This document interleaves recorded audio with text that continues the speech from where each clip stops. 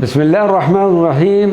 علماء اندلس کا مختصر تعارف۔ قسط نمبر 3، احمد ابن محمد الرادی، وصال 936 عیسوی۔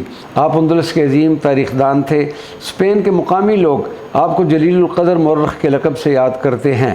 تاریخ کے موضوع پر آپ کی ایک کتاب اسٹیلین زبان میں موجود ہے۔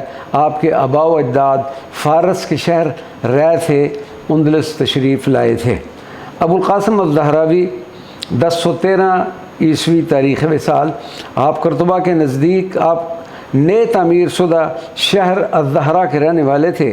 آپ قرون وسطیٰ کے سب سے عظیم سرجن، فزیشین، فارماسسٹ اور سائیکالوجسٹ تھے۔ آپ کا علمی شاہکار کتاب التصریف جو سرجری کے موضوع پر ہے وہ 30 جلدوں پر مشتمل ہے۔ آپ نے یہ کتاب 50 سال کی میڈیکل پریکٹس کے بعد قلم بند کی تھی۔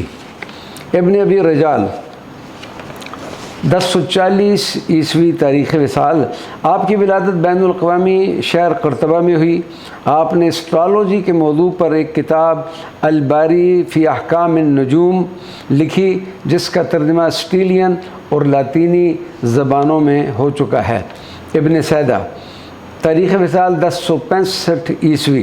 آپ کی پیدائش مرثیہ کے شہر میں ہوئی۔